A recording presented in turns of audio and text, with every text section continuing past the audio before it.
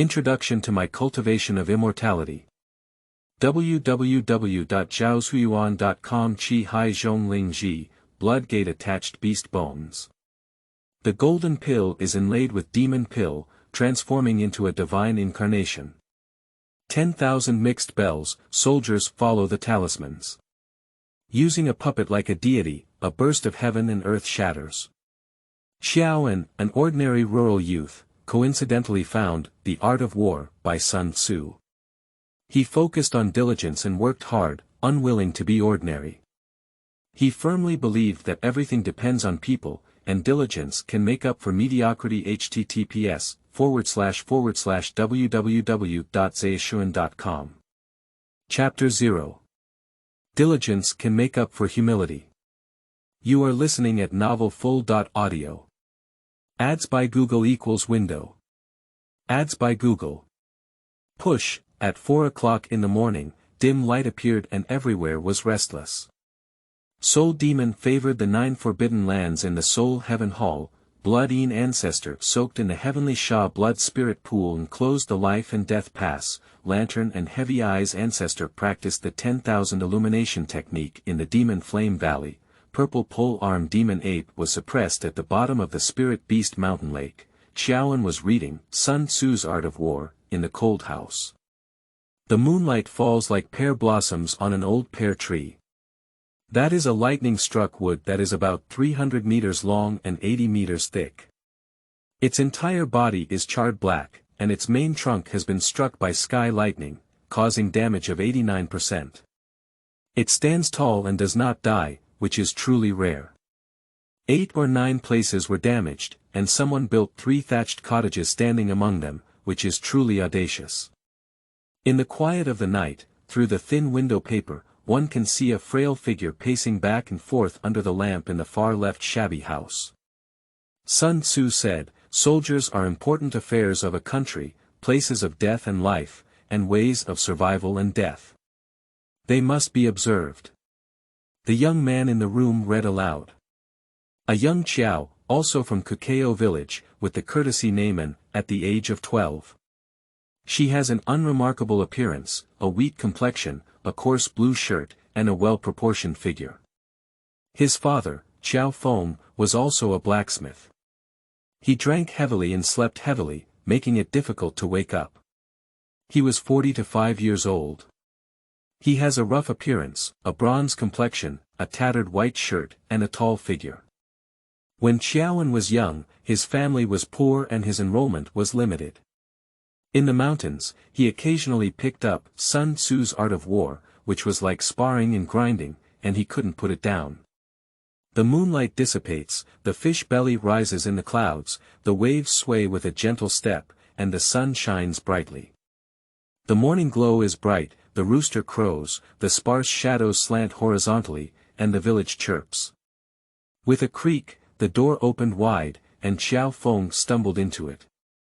Xiao Feng said solemnly, "Honor, go make breakfast. I'm hungry for my father." Joan replied, "Okay." There are 3 buildings, with a youth residence on the left, a miscellaneous room in the middle, and a forging room on the right. As soon as I entered the miscellaneous room, my eyes lit up. Under the bed were various iron ores and discarded steel fragments. In the corners of the walls were wine jars, dry firewood, wardrobes, grinding plates, and washstands. On the walls were hung various agricultural tools, chili peppers, corn, bamboo hats, raincoats, and wooden pot covers. 1 foot in front of the bed was a small stove, and there were 2 large pots on the stove. Taking a few steps inside, the smell was complex and uncomfortable, often accompanied by a feeling of vomiting. Fortunately, Xiaoan had already become accustomed to it, while those from the same village avoided it. Walking towards the stove, Joan lit a bundle of hay in the stove with a torch and then threw 1 or 2 pieces of firewood into it, adding more firewood as the fire grew stronger. At this moment, he was unaware that a distinguished guest was walking briskly towards his home from the country road. The distinguished guest was a middle-aged uncle who had no blood relationship with him, but Joan had a sweet mouth and often called out to his third uncle, which made him very close in his heart. That middle-aged uncle is the village head of Guiyu village, with a remaining nationality and an unknown name. Due to being the third in the family, he was called the third uncle by Joan. Upon hearing that Uncle San was visiting, Xiaoan was overjoyed and walked out of the courtyard to welcome him. Uncle San greeted each other with a smile, as if meeting relatives and friends. The home was simple and reserved, making it inconvenient to entertain guests. Xiaoan invited Uncle San to sit down in the courtyard, serve tea, set food, and greet him. Uncle San, looking at Xiaoan with a smile, was very satisfied. After looking at him, he patted his shoulder and praised him with a few polite words such as sensible and sweet-mouthed. Then he talked to his father about the purpose of his visit. The two sat in the courtyard, with Xiaoan standing behind his father, respectful. Xiao Feng said, "Yu Lao San, what's so important that you need to personally run there?" Yu Lao San took a sip of tea, his lips paused slightly, and his face was filled with a smile, like a spring breeze brushing against his face. After a moment, Yu Lao San said, "Buffalo Town, Buffalo School. Every year, Guiyu village has a quota for part-time students. This year, I recommend Xiaoan to go there." Chapter 1. Village Chief Visits. You are listening at Novel Full.audio. Ads by Google equals window. Ads by Google. Push. Joan stood attentively on the side, listening attentively. Although Uncle San couldn't speak clearly, he could still understand the meaning. The third uncle said, "Our Guiyu village has one working student quota every year, and you can go to the Buffalo School in Buffalo Town to study." Originally, he could attend school at the age of 6, but due to limited quotas, in previous years, it was the relatives of the village chief who went to school first. However, when all the relatives of the village chief's family went, it reminded him of his closest outsider. Xiaoan. In such a remote small mountain village, there are no parents who specifically flatter the village chief to let their children read. It should be noted that reading is a long-term investment with unknown future benefits, so those people prefer to curry favor with some skilled craftsman, so that their children can support their families after a year of education, and those parents are also happy and relaxed. Upon hearing this, Xiao's father said, "My child is already 12 years old and has already passed the age of attending school. It's better to strike iron with me and find a wife in this bitter grass village to live a peaceful life." Although the third uncle had never read a book, his knowledge was still much better than that of Xiao's father. He immediately rejected Xiao's idea and said earnestly to Xiao, "Joan, don't listen to your father's high opinion. He is a farmer's child all his life and knows how to grow vegetables and iron. You are different from him. You have your own sky. I know that you have been diligent and eager to learn since childhood. The third uncle originally wanted you to go to school early, but you also know how many children in my family. If you don't let them go first, your third sister-in-law will definitely let me peel a layer of skin." The third uncle looked guilty and spoke very truthfully, without treating Xiaoan as an outsider. "Yu Lao San, you're talking about lightness. Going to school costs a lot of money, even if the tuition fee is free, whether it's for writing, ink, paper, inkstones, food, or clothing, it doesn't cost anything." Father Xiao frowned and sternly said disdainfully, "Father, you teach me how to make iron. When I go to Buffalo Town School, I can study and become an apprentice at a blacksmith's shop to earn money." Joan stood up with a firm gaze. Upon hearing that his son, who had always been obedient to him, had rebelled against his own ideas for the first time, Xiao's father was taken aback for a moment. Then, he patted his son's shoulder with great satisfaction and smiled, "Okay, great, it seems that my inner has really grown up." The third uncle also touched his sparse mustache to show his appreciation for Joan. Xiao's father immediately took out a hanging copper coin from his pocket and looked at Xiaoan in a soft voice, saying, "Honor, take this hanging coin and buy 2 pounds of pork tenderloin from the village butcher Wang. Cook for your father and reward your third uncle." Okay. Joan smiled and took the hanging money from her father's hand, running towards the village. How embarrassed is that? The middle-aged man rubbed his thighs with embarrassed hands, but couldn't close his mouth with a smile. The rural roads were narrow and bumpy. Due to being too excited, Xiaoan stumbled and fell into the field below, crushing a large potato seedling in someone else's house. You haven't been broken, have you? The middle-aged man ran to the road in panic and asked loudly. Joan patted the soil on her buttocks and then responded with a smile, "Father, I'm fine, it's just a pity I missed these potato seedlings. As long as you're fine, I'll talk to Uncle Chen another day about stepping on potato sprouts. Please be careful on your way and go back quickly. Don't make your third uncle wait too long." "Okay." Xiaoan grabbed the weeds on the field ridge and climbed up the stem in a few seconds, continuing to run towards the village. Gradually, people began to gather, and a group of villagers sat under a thorn locust tree to cool off. They watched as Xiaoan walked over with a hanging money and approached to inquire. Chapter 2.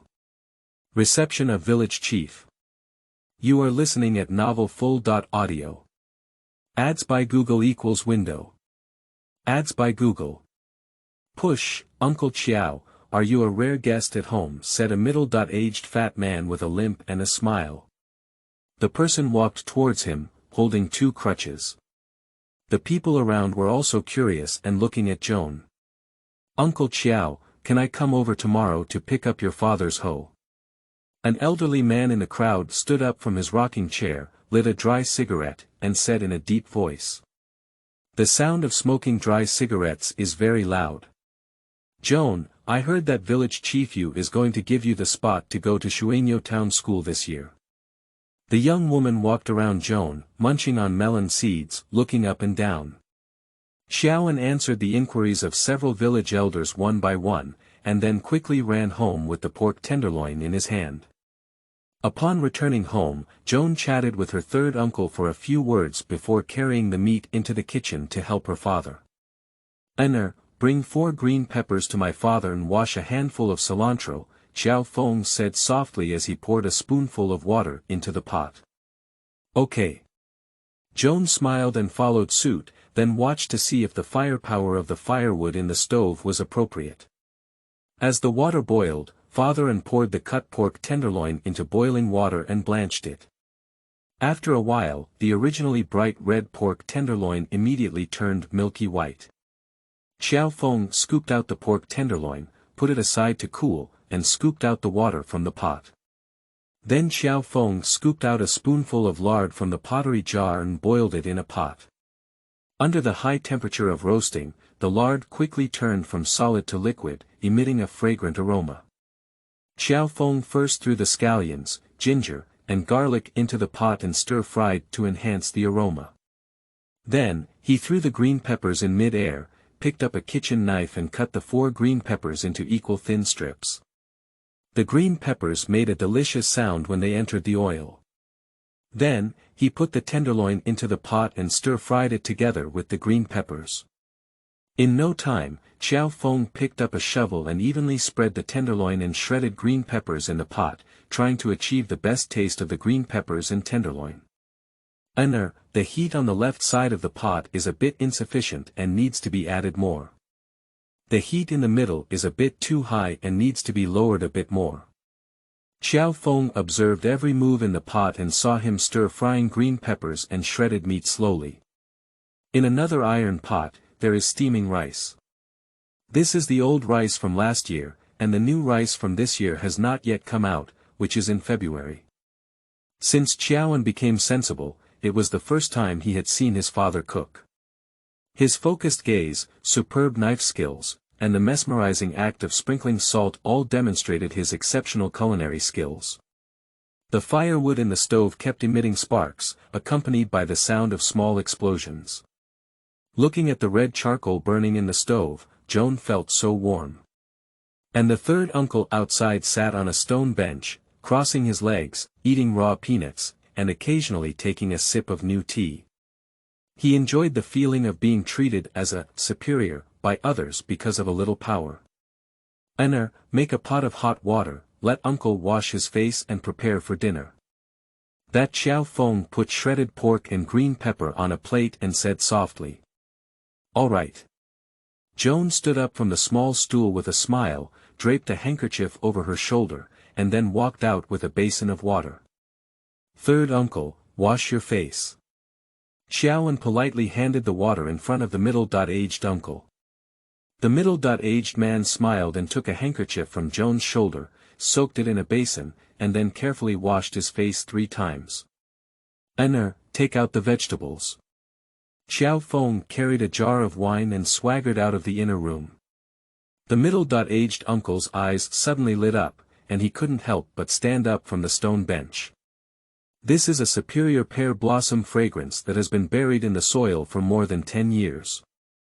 Xiao Feng opened the lid of the wine jar, and the pear fragrance immediately filled the air, making people fascinated.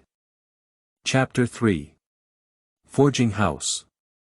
You are listening at novelfull.audio. Ads by Google equals window. Ads by Google. Push, uncle, you had a few drinks with Joe's father, and tasted the shredded pork and green pepper and some delicious vegetarian dishes that Joe's father had carefully prepared. His affection for Joe's father is the highest in history. The two of them tasted 5 flavors of food, and after 10 rounds of drinking, Xiao's father wisely poured the remaining 5 pounds of pear blossom fragrance into a bamboo tube and gave it to the middle-aged uncle. The third person you said he didn't need to, but his hand involuntarily hugged the bamboo tube after finishing his meal. The third uncle touched his already plump belly, showing a satisfied expression. The oil stains on his mouth further highlighted his wealth and status. You should know that in rural areas, having oil on one's mouth is a matter of face, and ordinary people cannot find oil stars when cooking. It's been so long since I came out, and it's time to go back, said the middle-aged man with a deep hiccup. You Lao-san, why are you so anxious? Go and see off Uncle San quickly, said Father Chiao with a smile. No need to give it away. The middle-aged uncle waved his hand and then said seriously, there is still a month left before enrollment. During this time, Xiaoan, you should learn forging from your father well, and then enter Buffalo Town to seize the opportunity. The middle-aged uncle then lifted his belt and twisted his butt as he walked out of the Chiao family courtyard. After chatting with his father for a while, Joan picked up the dishes and prepared to learn forging from him. Xiao Feng pounded under the bed and took out a long dusty black iron ore. He gently blew the dust on it, then wiped it with his sleeve, revealing a layer of silver iron ore. Have you packed up? I went to the forging house with my father. Xiao Feng glanced at Xiaoan, who was busy, and said softly. Father, wait a little longer, there's still the stove that hasn't been cleaned. Joan hurriedly wiped the stove with a cloth. Xiao Feng moved the black iron ore into the forging house. This forging house is the largest among the 3 thatched cottages. On the right front of the room is a forging furnace, while on the left front is a large cowhide wind box. At the entrance is a row of miscellaneous iron tool tables, on which are placed anvils, hammers, pliers, scissors, planers, axes, drills, spoons, and a 1-meter-long iron ruler. But this room is still too small, even carbon stones can only be placed in the bamboo shed built outside. Father, has packed up. Joan put on a black cover, and the cowhide on it had peeled off, revealing many rough and fluffy debris. Xiao Feng looked at Xiaoan without any evaluation, but said softly, go out and bring some carbon stones in. Father, how much carbon stone do you need? Joan asked somewhat puzzled. 5 to 6 pounds, Xiao Feng said thoughtfully. All right. Joan ran out of the room with a smile and selected a carbon stone weighing about 6 pounds from outside to move inside. Put the carbon stone on the tool table. Xiao Feng pointed to a piece of space. Joan carefully placed the carbon stone on the tool table, and the iron surface of the tool table was already pitted and the 4 iron pillars were also bent to varying degrees. Forging requires 7 parts of skill and 3 parts of force. You can first use the tools on the stage to break down this carbon stone into countless egg-sized fragments. As a father, there are still some things that need to go out. Xiaoan let out a light sigh and Xiao Feng walked out of the forging house. With Xiao Feng's departure, the forging house appeared unusually peaceful at this moment. Xiaoan was focused on thinking about how to break down the carbon stone into fragments the same size as an egg. Regarding this matter, Xiaoan also heard about it for the first time from Xiao Feng. He had never seen Xiao Feng perform a similar operation before, which made him a bit difficult. Chapter 4. Decomposition of Carbon Stone. You are listening at novelfull.audio. Ads by Google equals window. Ads by Google. Push. Joan sometimes sat in a chair looking at the carbon stone, sometimes squatted on the workbench looking at the carbon stone, and sometimes paced the room looking at the carbon stone. He was constantly thinking about how to decompose the carbon stone well. Sun Tzu said, "The image of a soldier is like water, with the shape of water avoiding heights and moving downwards, the shape of a soldier avoiding reality and attacking emptiness. The water controls the flow due to the ground, and the soldiers win due to the enemy. Therefore, the army has no constant momentum, and the water has no constant form. Those who can win due to changes in the enemy are called gods. Therefore, the 5 elements have no constant victory, the 4 seasons have no constant position, the days have short and long, and the moon has death and life." Xiaoan paced and recited from the forging room. The one who wins due to changes in the enemy is called the god. Joan repeated this sentence, with a hint of insight in his eyes. Joan recalled every time his father decomposed carbon stones, he remembered that his father always smashed them from bottom to top, along the position of the carbon stone pattern. Although Joan knows how to easily smash it, smashing it into pieces the same size as an egg is another challenge. You should know that carbon stones are very brittle and can easily shatter if not careful. This is not something that can be achieved with just brute force. What should I do? What would my father do if it were him? Joan thought of putting himself in the shoes of others, but the next second he gave up because he only occasionally came to the forging house to hand over some tools to his father, without systematically observing his father's forging ideas. At a moment when Joan was at a loss, he accidentally lowered his head and glanced at a forging book at the corner of the press tool table. Joan was overjoyed and quickly took out the high-pressure forging book from the foot of the stage. The center of the book had already been pressed into a deep groove, and the dust on the cover was as thick as a nail cover. "Father, how could he use such a good book to cushion the corner?" Joan said indignantly for the book. But in the next second, Joan became desperate again. The book had been heavily damp due to being on the ground for a long time, and the handwriting inside was all blurry. Carbon stone, how could that be? Joan sighed, unaware that his father was eavesdropping behind the door.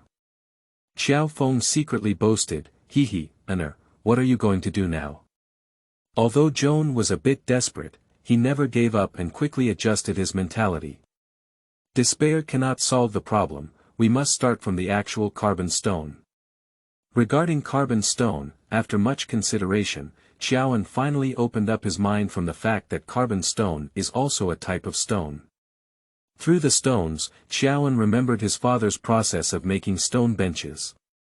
When Xiao Feng made stone benches, he would first use a flat chisel to make a row of straight lines on irregular stones, and then the whole stone could be easily chiseled off, and it was very complete. Joan felt that this method was feasible. He looked at the row of tools on the workbench and found a ruler and a nail. Joan first thickened all the patterns on the carbon stone with iron nails, and then measured the distance between each pattern. Every 5 centimeters, Joan would draw a simple mark horizontally with iron nails, and he was particularly careful and meticulous in his work, showing a great craftsmanship style. Done.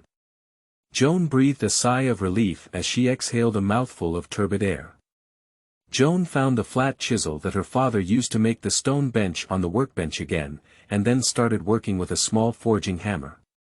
Bang bang. Bang bang bang. Dot. Joan carefully chiseled on each mark because he knew that decomposing carbonaceous stones was not easy and would cause irregular cracks when defecated. Therefore, Joan handled each mark extremely carefully. Done. Joan wiped the bean-sized beads of sweat on her forehead and picked up an egg-sized carbon stone, revealing a hopeful expression. Chapter 5. Strength Training. You are listening at novelfull.audio. Ads by Google equals window. Ads by Google. Push. Joan decomposed the egg-sized carbonaceous stones and arranged them neatly on the workbench. Seeing Joan complete the task, Xiao Feng coughed seriously and pretended to have just returned from outside. Although Xiao Feng was very satisfied with Xiao En's performance, he still didn't praise her and only said some words that were barely, and okay.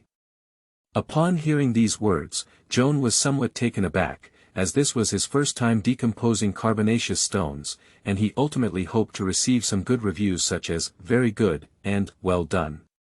Xiao En didn't lose heart, but continued to look at Xiao Feng and ask, "Father, the charcoal has been divided according to your requirements. It's time to teach forging now." Xiao Feng frowned and touched his chin, clearly not intending to teach Xiao En immediately.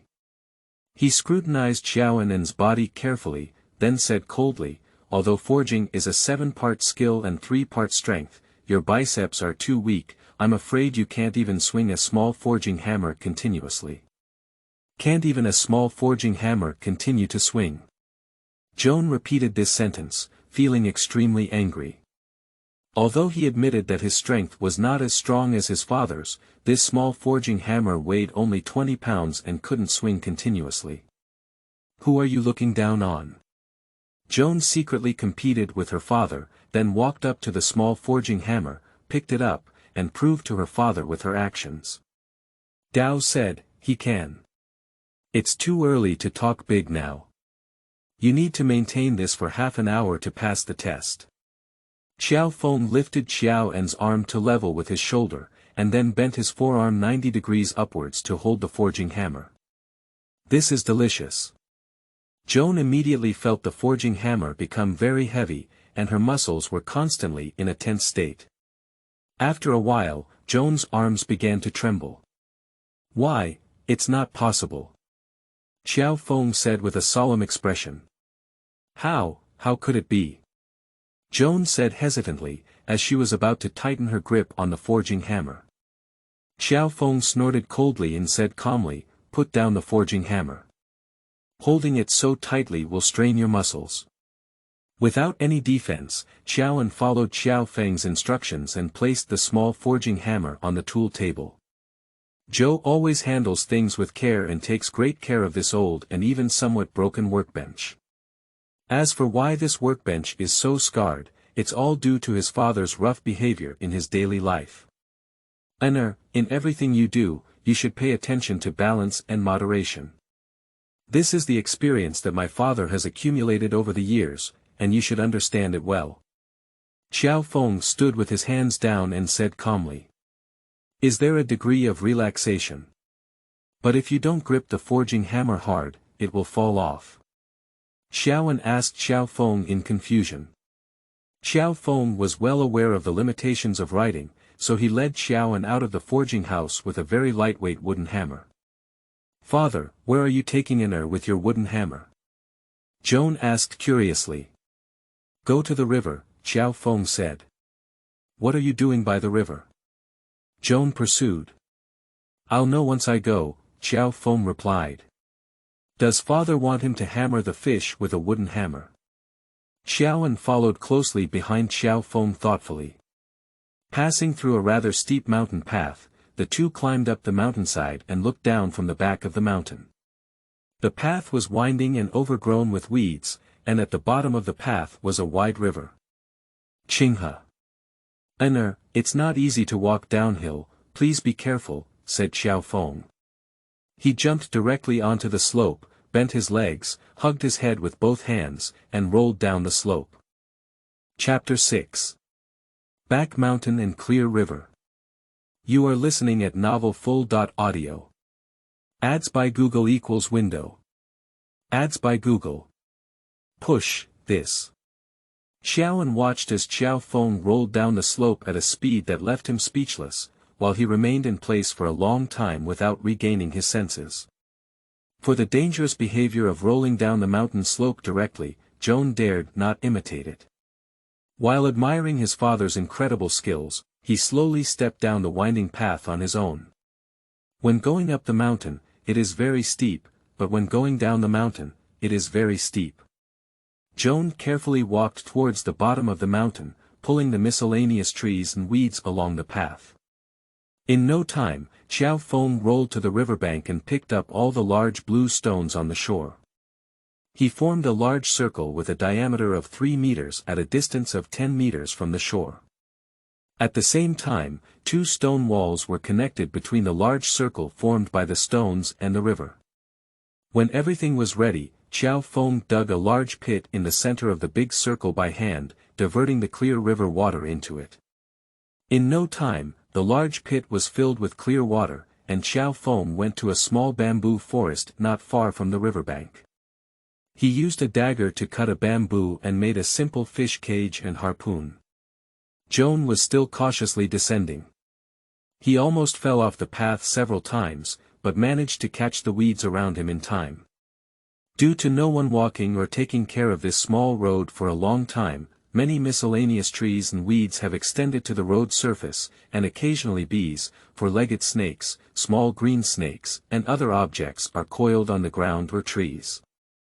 However, Joan did not give up. After walking for a full 4 hours on a 3-kilometer downhill road, she finally reached the riverbank at the foot of the mountain. Qiao Feng seemed to have guessed that it would take Joan 4 hours to walk, and at this moment, he was grilling fish to welcome Joan's arrival.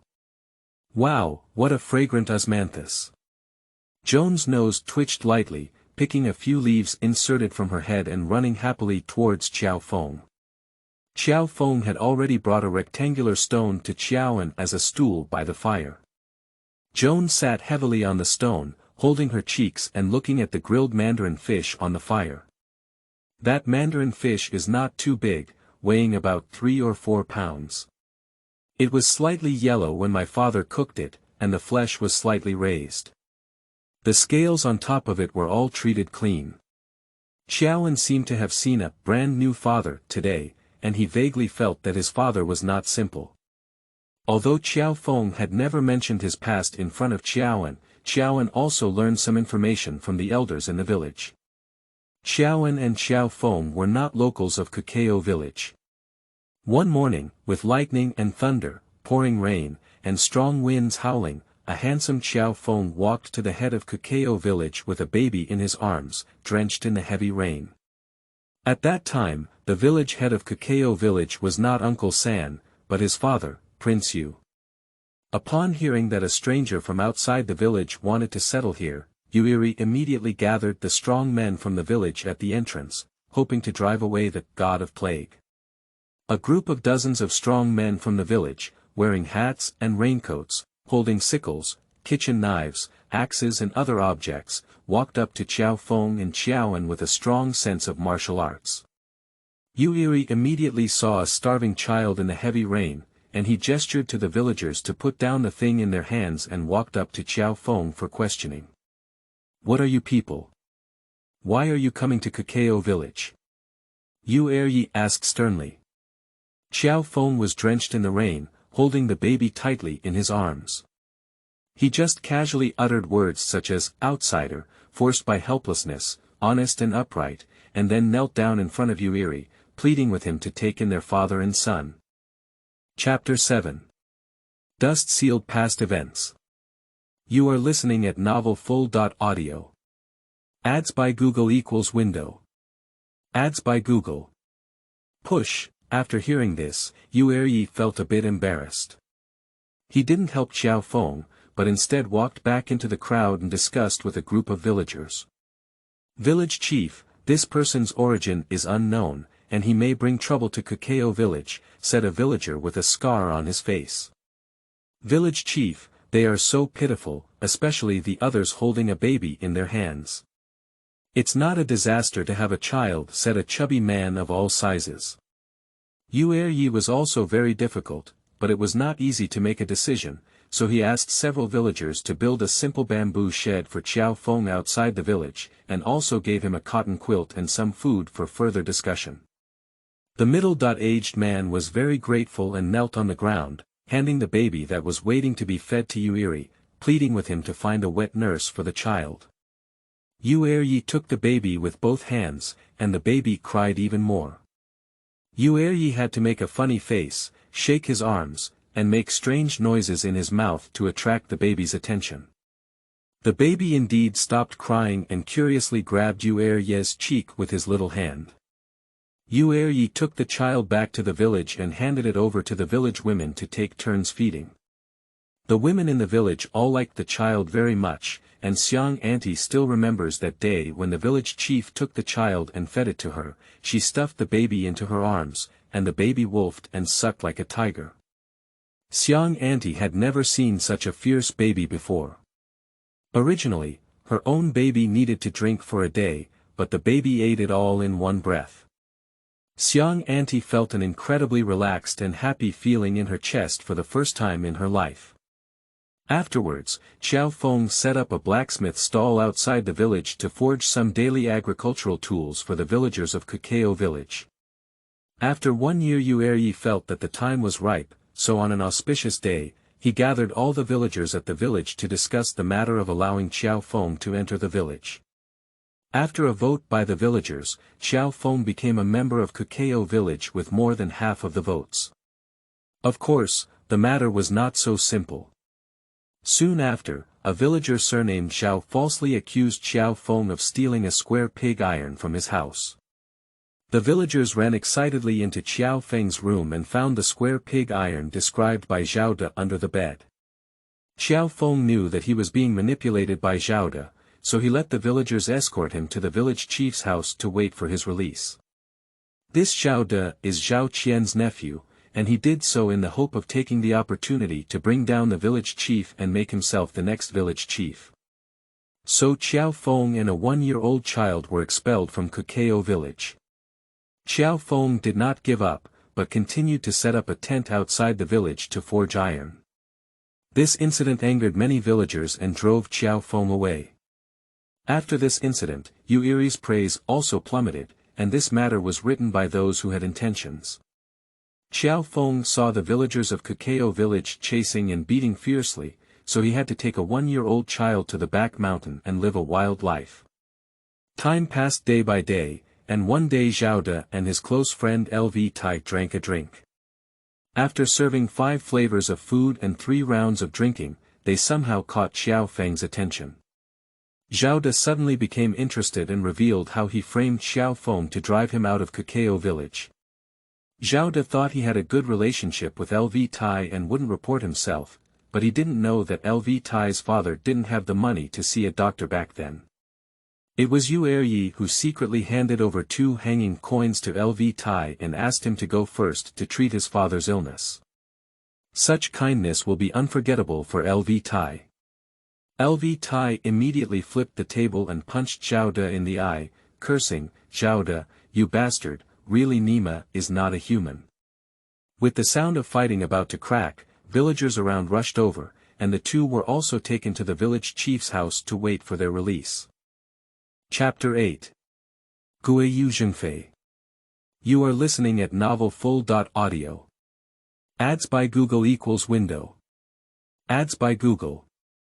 Push. Zhao confessed that not only did Qiao Feng receive Zhao Shui, but Zhao Qian also had no connection with the village chief in this lifetime. Yi's blessings also benefited his descendants. Yu Lao San. At this moment, the villagers realized how deceitful they had been about Qiao Feng's various wrongdoings. Some villagers suggested finding Qiao Feng and apologizing in person. At this moment, a villager confessed to seeing fish cages and harpoons by the Qinghe River in the back mountain. Later, some villagers also mentioned the incident of seeing cooking smoke burning in the back mountain. All kinds of signs indicate that Qiao Feng should be hiding somewhere in the back mountain. Yi led the villagers to the back mountain for a carpet-like search, and finally found Xiao Feng and his 1-year-old child in a hidden cave. At first, Xiao Feng refused to go back, but when someone mentioned thinking about his 1-year-old child, Xiao Feng looked at the child and his nose immediately became sore, somewhat moved. Xiao Feng thought to himself, yes. I've been living in the wilderness all my life, and it's not a big deal to live aimlessly. But Enner is young, and if he really lives like a wild man like himself, how would he face Ronger? Ronger is the title of Xiao Feng's beloved wife. Xiao Feng and the young children were escorted back to the village by the villagers. In order to express their apologies, the villagers presented their delicious meat to entertain their father and son. Since then, the middle-aged man and the young children have completely rooted themselves in Cacao Village. Time returns to reality. Bang! The firewood exploded several sparks in the intense combustion, and the young man quickly dodged on his side. Enner, try the mandarin fish that my father baked for you. Xiao Feng smiled and handed the mandarin fish to the young man. Wow, it looks so delicious. The young man couldn't help but burst out. Originally, he had been rushing all the way, but he was a bit hungry due to excessive physical exertion. Now that he smelled such delicious osmanthus again, the young man took it and ate it in big gulps. However, after only taking a few bites, his face was filled with doubts from a young age. Strange, how could there be no thorn? The young man couldn't help but look at Xiao Feng and say. Xiao Feng looked at the river with a proud and coquettish expression. He remembered the scene when he first met Ronger by the river, and she also looked at Xiao Feng in surprise and asked. How sweet the past is, how painful memories are. The middle-aged man's face gradually turned pale from hope to iron, and he turned to walk towards the bamboo forest with a low mood. The young man looked at Xiao Feng's gloomy figure and felt an inexplicable sadness. Guiyu felt a hunger in his stomach, and the young man began to feast on it. Bark. The boy ate with relish, even picking out the fish meat from the crevices of the fish bones with bamboo skewers, which shows how delicious the grilled mandarin fish is. After calming down his mood, Xiao Feng walked towards the young man with a smile on his face and softly said, Enner, are you full? If it's not enough, my father will bake you another one. The boy touched his slightly chubby belly and smiled shyly. Xiao Feng immediately understood and picked up a bamboo harpoon to insert into the big puddle. Xiao Feng threw the harpoon very quickly, and soon the harpoon swam in the water, indicating that a fish had been caught. Pa shi. A plump big mandarin fish flapped its tail on the harpoon. Enner, as my father, I will teach you how to roast fish today. You should study hard and it will be of great use in the future. Xiao Feng raised his harpoon and smiled meaningfully, saying softly. The boy became interested when he heard his father teach him how to roast fish, and threw the dry firewood around him into the fire. Suddenly, the towering fire ignited by the riverbank, and thick smoke mixed with white smoke drifted towards the distance. Chapter 9. Secret Techniques for Roasting Fish. You are listening at novelfull.audio. Ads by Google equals window. Ads by Google. Push. Xiao Feng handed a fresh mandarin fish to Xiaoan, and saw a sharp harpoon made of bamboo tightly inserted into the red belly of the mandarin fish. The mandarin fish rolled its eyes and looked unattainable. Enner, you first kill the mandarin fish, Xiao Feng touched his beard and said lightly. Upon hearing this, Xiaoan lifted the mandarin fish and was about to smash it towards a blue stone. The middle-aged man immediately grabbed his hand, shook his head, and stopped in a deep voice, saying, Enner, that's not it. The fish you killed like this will have blood stasis all into the meat, and the grilled fish will not be delicious at all. Joan didn't expect it to be so troublesome to grill a fish. He remembered the grilled fish he had eaten before, except for the harpoon mark on the abdomen and a long opening on the back, which was kept very intact. Obviously, it wasn't killed by any other external force, which means there were other ways to kill the fish. But when Joan arrived at the river, the fish had already been roasted, and he didn't know how his father actually made it, which posed a difficult problem for Joan. That Joan sighed, waved his hand and roast. You can't wait for the fish to die. Oh, wait until the fish dies, wait, why didn't you expect it? Joan had a sudden idea and inserted the fish aside, digging up the mud and sand by the river. Buried the fish in the sand, causing it to lose all oxygen and die from lack of oxygen. The middle-aged man noticed that Joan's behavior was a bit funny, but as an adult, he had to maintain a basic demeanor in front of the younger generation. So he silently suppressed his laughter and then bit his lips, saying softly, this fish has a strong earthy smell. You bury it in the soil like this, and the meat you torture out will still have a strong earthy smell. Yeah. Joan grinned and dug out the mandarin fish from the soil, then swung it in the water, washing away all the mud and sand on the mandarin fish. The osmanthus almost suffocated in the soil, so when he entered the water, he breathed slowly in his mouth. At this moment, the osmanthus's eyes were red, and it glared angrily at Joan, as if saying, "You bastard." Xiaoan saw a hint of resentment in the eyes of the mandarin fish looking at him, and then stirred it up in the water. The mandarin fish was already injured, up and down, left and right. After this operation, the little life of the mandarin fish was directly explained. "Father, this mandarin fish is out of breath," Joan said with a smile, holding up the mandarin fish in her hand. "Stinky kid." Xiao Feng jumped up in anger and punched Xiaoan on the head. Suddenly, a burst of white smoke came out of Xiaoan's head, and the next second, a big bag grew out of Xiaoan's head. Xiaoan bulged her cheeks and glared at Xiao Feng angrily, saying, "Father, why are you hitting an air for no reason?" It was obvious that Joan had not yet realized her mistake, and her words were mostly harsh. "Stinky kid, even if you kill a fish, you should give it at least dignity, you know. Otherwise, what's the difference between humans and those ferocious beasts who drink blood and feed their fur?" The middle-aged man looked at the fish and said meaningfully. Xiaoan was stunned and thought to himself, yes. If he were buried in the soil by the enemy, tossed and turned in the water, and finally killed, how much he would hate this enemy. The mandarin fish is dead, it's pointless to say more, and besides, you have also received the punishment you deserve. Let's continue with the next step of scaling, Xiao Feng said calmly. The blazing fire now shone golden on the cheeks of Xiao Feng and Xiaoan, and the surrounding scenery appeared much dimmer. The riverbank was a bit cold, not only with strong winds, but also with a lot of moisture. Joan was wearing something thin, and the middle-aged man draped his coat over him.